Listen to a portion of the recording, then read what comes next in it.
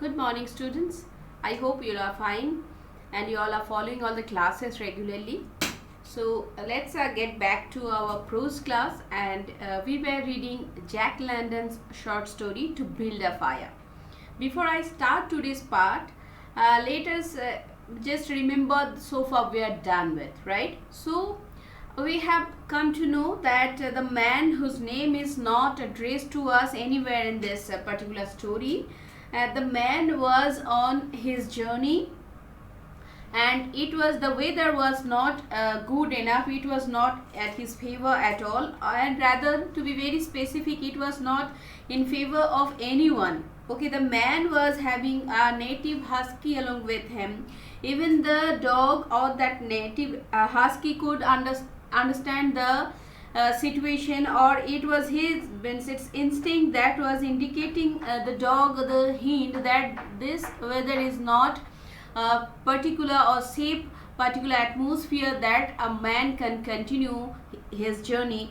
But the man was indomitable. Okay, the man, his excessive pride, his overconfidence led him to continue his journey. In the meantime, he faced many sort of obstacles. Okay, his hands were getting numb, it was excessive cold, and he was unable to even take out his own food, and he was in thought that when will he reach the camp, and he guesses that if he keeps a perfect balance of time and his speed, so at around 6 o'clock he will be meeting rest boys in the camp, and he will have a good fireside. And in the meantime, thinking that, he tries to take his food, some sort of biscuits, but he is unable to do that. And all of a sudden he remembers that he has forgotten to lit a fire, and in order to do that he will be proceeding. So up to this much we have learned the previous day. So let us start from today's part. So in your book ISC Ecos, their page number 41, second paragraph. So let us start. He pulled the mitten on hurriedly and stood up. He was a bit frightened. He stamped up and down until the stinging returned into the feet. Okay, the man was quite sure, means he could understand that the situation is too bad. Okay, he should not continue, but he was not, as I told, he was indomitable. So here he stands up and he is a bit frightened, and then as he is he will not even listen to his own instinct, and he is also not guided even by his own instinct, unlike the dog. So he stamps up and down till he gets that same feeling return back. All right, it certainly was cold, was his thought. That man from Sulphur Creek had spoken the truth when telling how cold it sometimes got in the country. So the man was advised by an old man, okay, at Sulphur Creek. The man advised him that how much cold that area can be. All right, and he had laughed at him at that time, and the man, he mocked at him at that time. He laughed at him, means he did not believe whatever the man said to him. All right, now he remembers that showed one must not be too sure of things. Okay, and he could understand, means this time he realized that he should have been a bit more aware of his things, but he is indomitable. He will not stop. All right, nothing rather could stop him. All right, there was no mistake about it. It was cold. He strode up and down, stamping his feet and threshing his arms until reassured by the returning warmth. As I told, he stamps up and down till the feeling returns. All right, then he got out matches and proceeded to make a fire.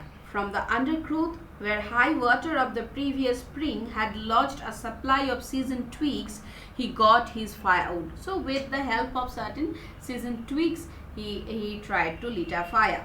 Working carefully from a small beginning, he soon had a roaring fire over which he thawed the ice from his face, and in the protection of which he ate his biscuits.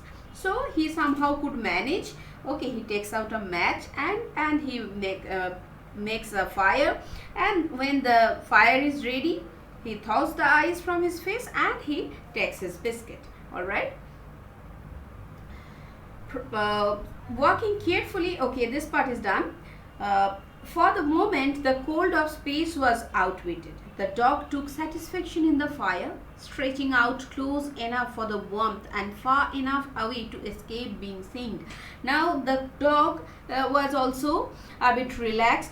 The dog lies near the fire and enjoys the warmth of the at the fireside. Okay.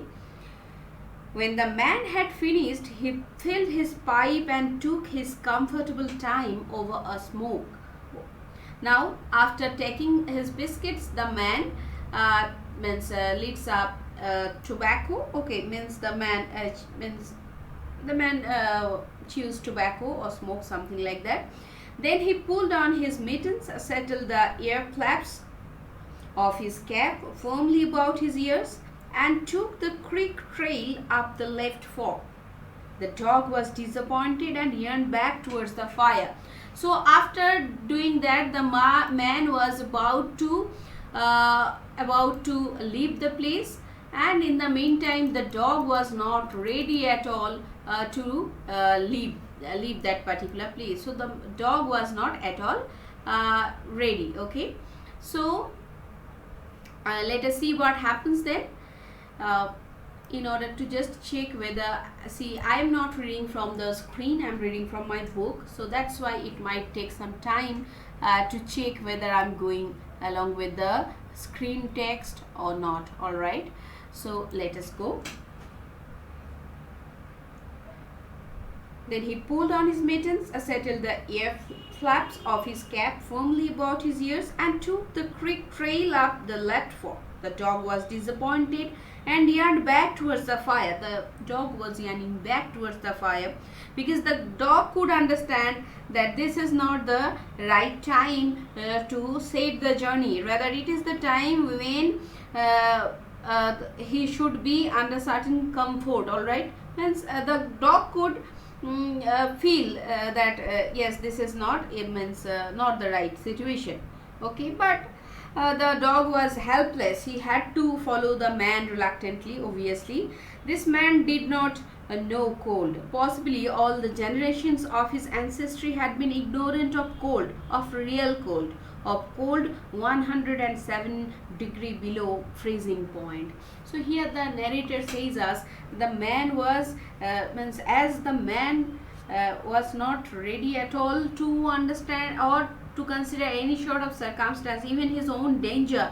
So probably not only he, it's the entire his ancestry, they have never felt cold, how dangerous it can be. But the dog knew, all its ancestry knew, and it had inherited the knowledge. So it's the dog's instinct that could make him feel the vitality of that particular moment or the atmosphere. All right, so let us go. Let me just take how much you all have learned. Moments as the screen shows, it will definitely take a bit time. You need to keep patience.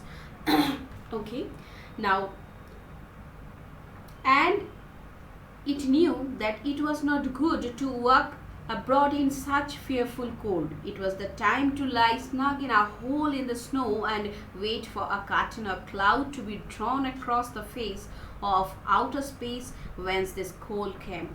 So, as I told, the dog was not ready at all to leave. The dog could understand that this is not the right time or a right place to leave. Okay, but the dog was helpless, and the dog had to follow whatever the man was trying to do. All right, so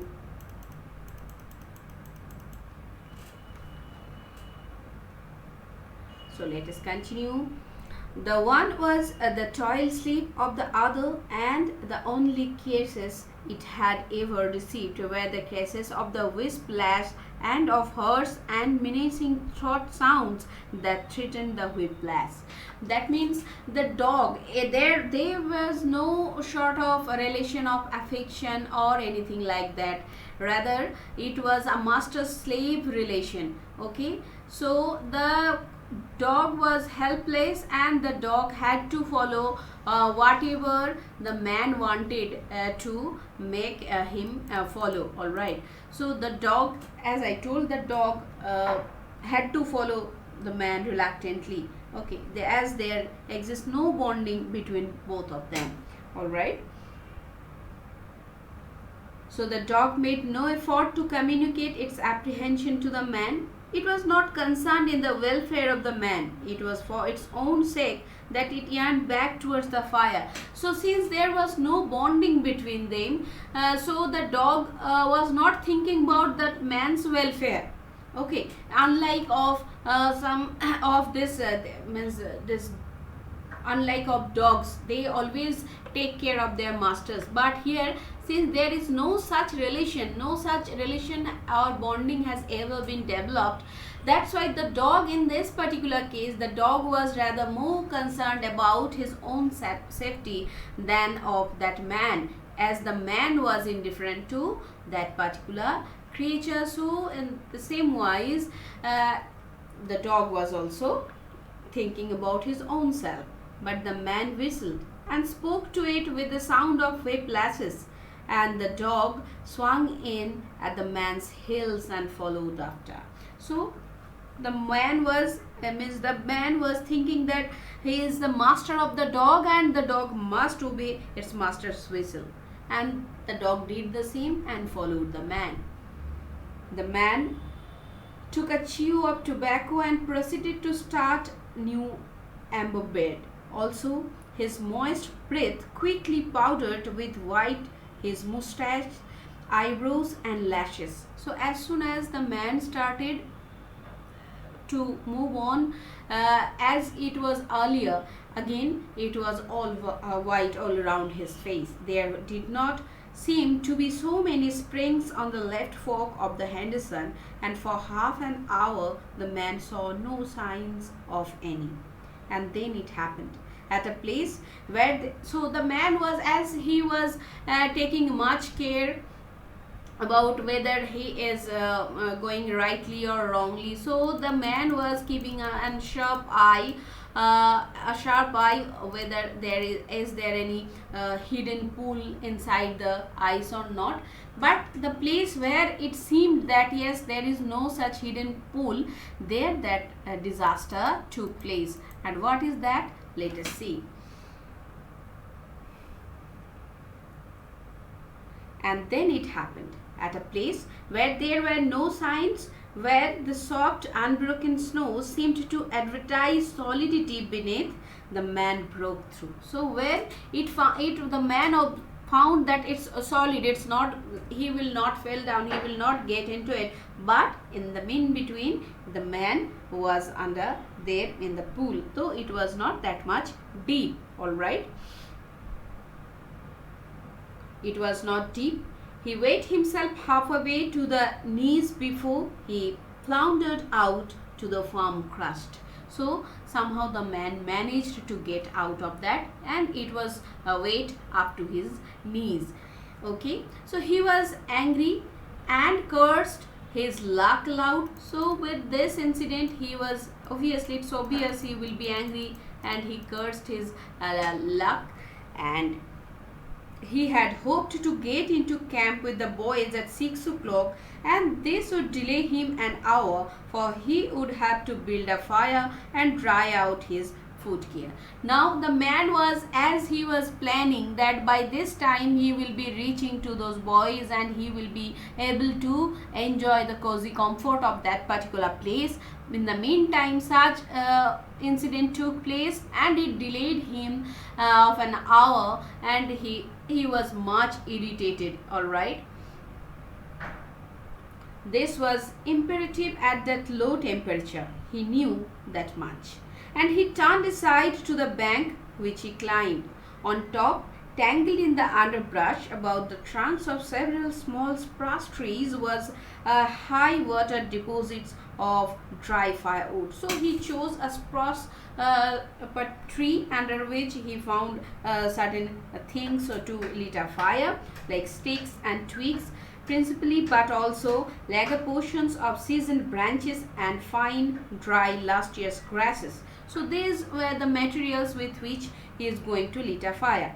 He threw down several large pieces on top of the snow. This is how he set the bed. They served for a foundation and prevented young flame from drowning itself in the snow. It otherwise would melt. So as I told, this is the process how did he lit that fire. He placed certain solid stuff at the bottom, and so that it doesn't those leaves and grasses and all, they do not get wet. So he did it in this manner.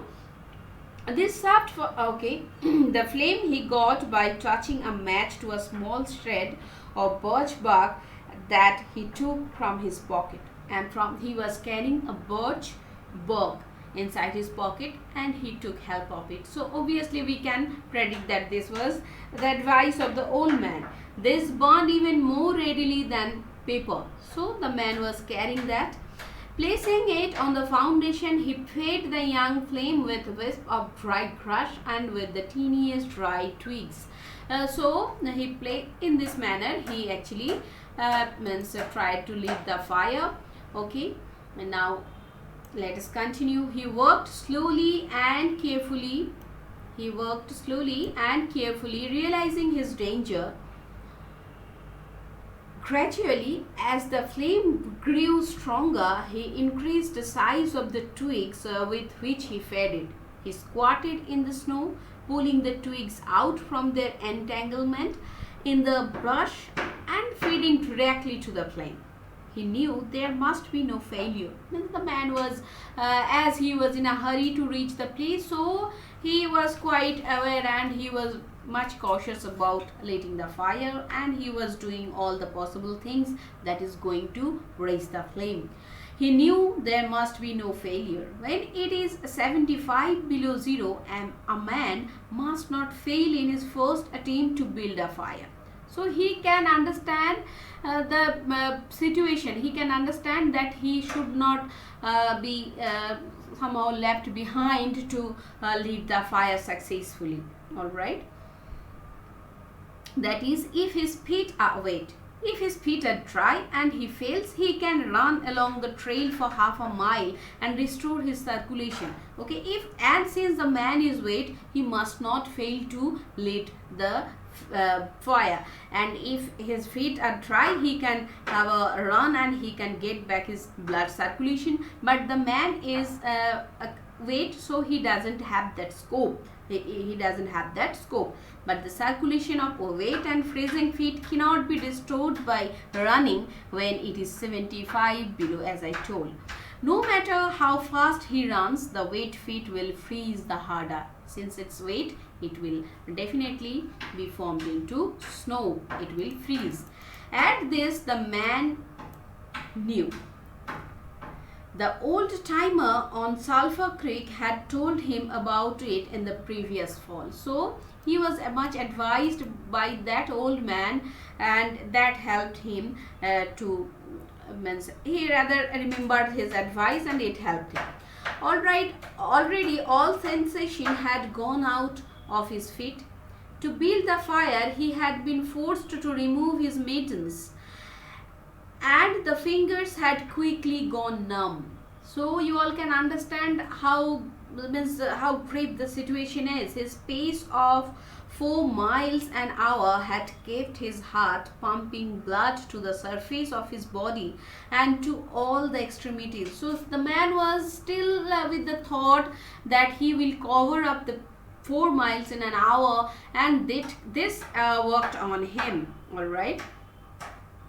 But the instant he stopped, the action of the pump eased down. Okay, so as soon as he got weight, the man was much forced with the feeling that he had to cover up within this stipulated time, this much space. As soon as he was stopped, so he was, means that somehow that thought, somehow along as well as his speed, it ceased.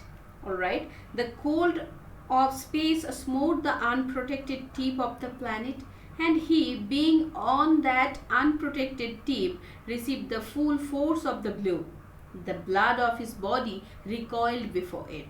The blood was alive like the dog, and like the dog, it wanted to hide away and cover itself up from the fearful cold. So it was his all senses, his entire body, it was also having the same instinct as the dog had, to somehow be safe under something or to cover up something, rather to escape this journey. But the man was indomitable, as you all know.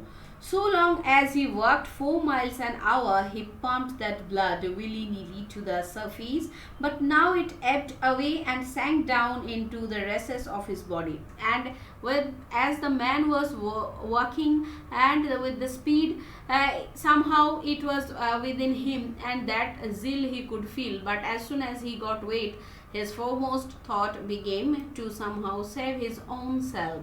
All right.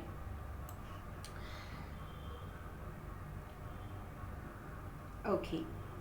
The extremities were the first to feel its absence. His wet feet froze the faster, and his exposed fingers numbed the faster, though they had not yet begun to freeze. So it was getting cold, though it was not freezing. Alright, nose and cheeks were already freezing, while the skin of all his body chilled as it lost its blood. Alright, so means, as you all can understand, this is very simply said. Now, but he was safe. Toes and nose and cheeks would be only touched by the frost, for the fire was beginning to burn with strength. He was feeding it with twigs the size of his finger. So as soon as the fire it started, so he was feeding it accordingly, so that he can get the warmth faster.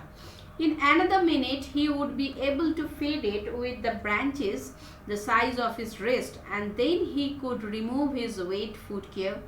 And while it dried, he could keep his naked feet warm by the fire, rubbing them at first, of course, with snow.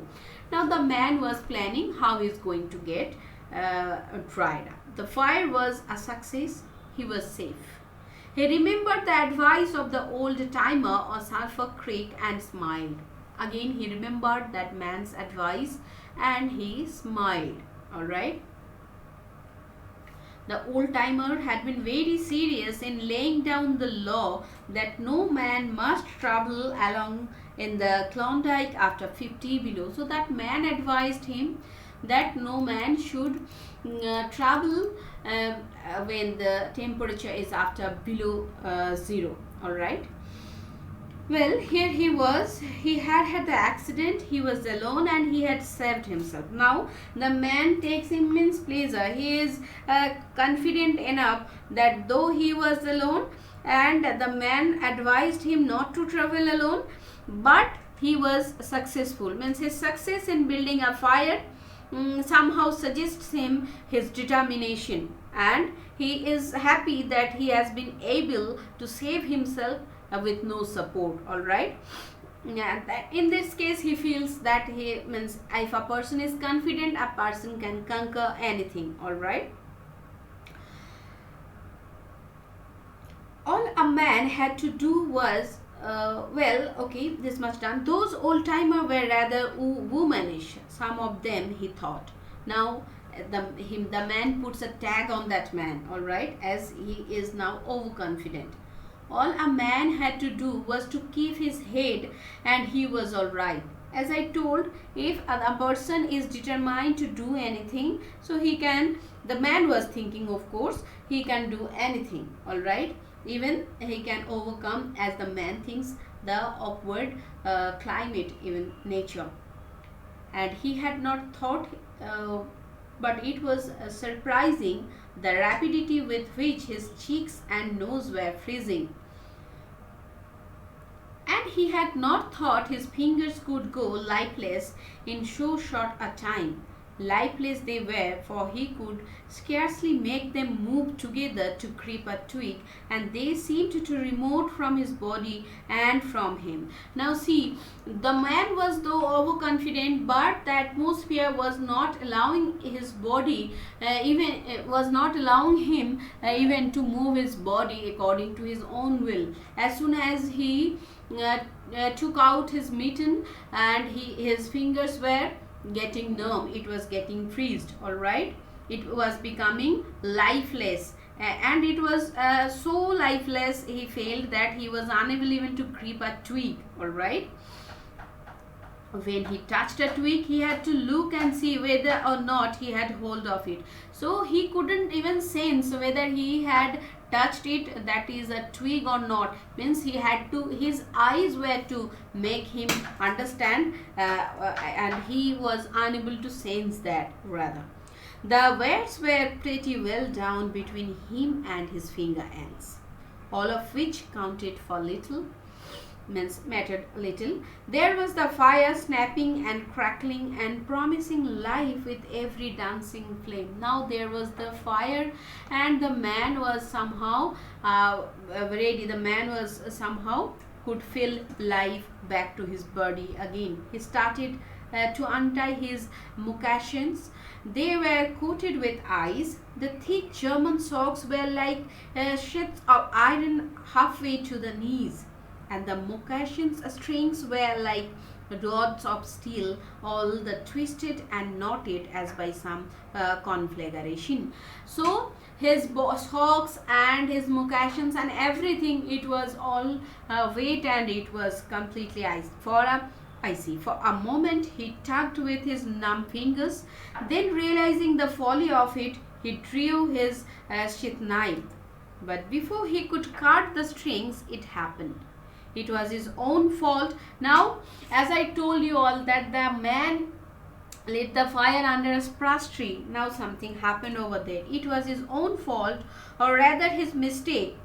He should not have built the fire under the spruce tree. He should have built it in the open.